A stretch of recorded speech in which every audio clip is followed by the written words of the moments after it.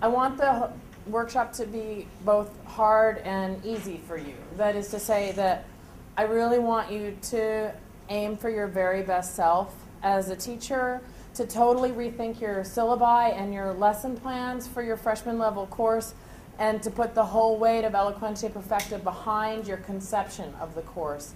To think of this as an opportunity to give students the chance to ask rich and interesting questions, to express themselves on paper and orally with clarity and precision and eloquence and in a spirit of greater intellectual inquiry and integrity.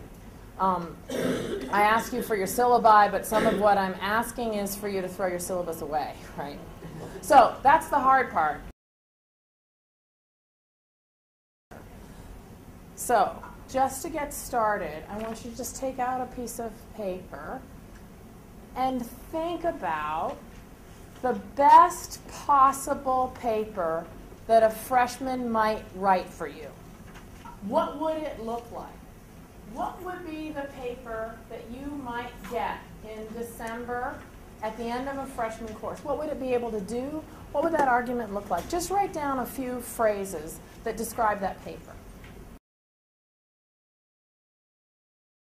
I want to show you now a video. It's just 15 minutes long, 14 minutes long, that emerged out of a longitudinal study that Harvard University did about the role of writing across the entire undergraduate curriculum.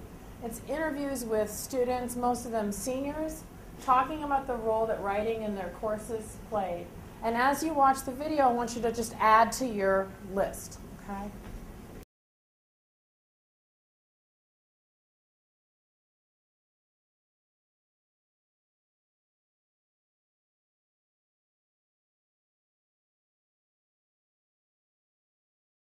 This book, Joe Harris is the head of the writing program at Duke University.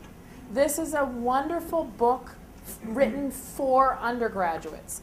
And if you just turn really quickly to page 38, you can see what it is he's talking about. And everyone who's signed up for this seminar should have a copy. If you don't have a copy, maybe you can look on.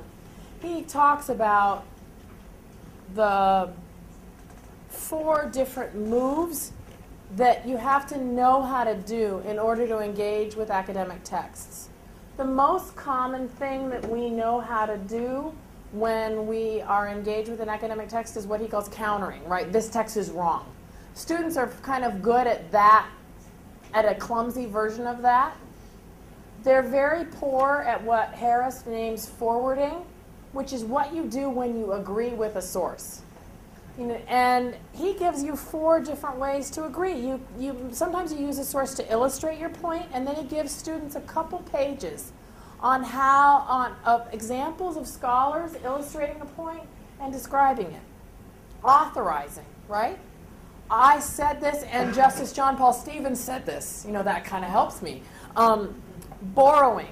When you draw on terms from another writer. Roland Barthes defined toys in this way, and I want to use that to help my definition of play. Extending. So this is an argument about the Civil War that applies to the situation in Rwanda. So this is written for students. The final chapter is written for faculty who might want to use it in their classroom. So I wanted you to have this book to consider maybe ordering it for your seminar, to consider just using it and borrowing from it, teaching from it.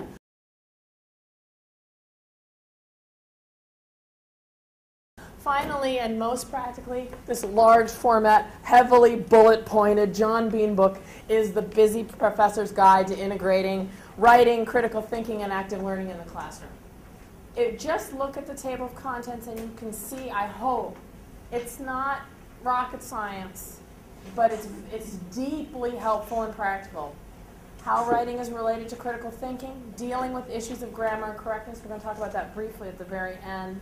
Formal writing assignments. He gives you tons and tons and tons of ideas of kinds of assignments, of ways of introducing them. So just keep this on your shelf as you get stuck at any moment. This is a really eminently practical book.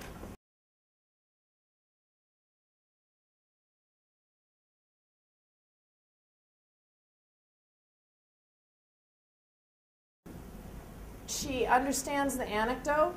She doesn't understand, and she can tell you that the anecdote illustrates something about this thing called tyranny of the majority that seems to be the topic of the essay. But the connection, which is the heart of analytical work, is missed on her. I am so glad that I have a paragraph before I got the 5 pages, right? And I want to say one of the things that a lot of professors really dread is the draft workshop, because it can go so wrong in so many ways. But why not assign students to bring in a paragraph like this that's really at the heart of something analytical, and send someone, bring your copy cart to class, send someone to the Xerox machine, copy it 15 times, and talk to the whole class about what it is that's going on and not going on in this exercise or in this pair of exercises. You can do a lot of teaching about the expectations of the assignment, about what analysis looks like, about why there's no citation there. I mean, all the things that matter to you really, really quickly. And it can be 15 minutes of your day, rather than giving, I think there's value in giving a whole 75 minutes to draft workshops, but one doesn't want to do that 5 times a semester. One can't. It's not your job to teach students grammar. They are taking composition and rhetoric. We do review grammar and composition and rhetoric. However, grammar, style, and punctuation do matter to all of us. There are a couple different strategies. First of all, read John Bean's chapter on that. Grammar is a lower order concern. If they don't have an argument, it's not okay. They have to have an argument. If their grammar is poor, we do have a problem. I am not saying that's not problematic. However, a couple things. One is, ask them to do something like a grammar workshop, what I just handed out to you, and make clear that it's a separate step, right? If she fixes all the spelling in this paragraph, it's still going to be about a C-, right? So that's not going to help her. But she needs to fix the spelling. She needs to know that it's an it.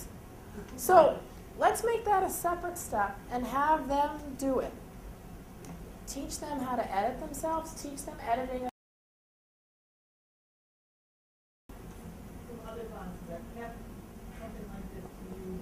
That's a good strategy. I think it really depends on the ethos you create in the classroom. In my class, I ask students, at the beginning of class, we're going to look at an exercise. Can I have 2 volunteers? So we never share anything. When I have students submit drafts electronically, I say, send me in your email whether I'm not allowed to share it, whether you invite me to share it, or whether you're neutral. So we always know whose draft we're talking about. And that's why I always, what's the strength here, right?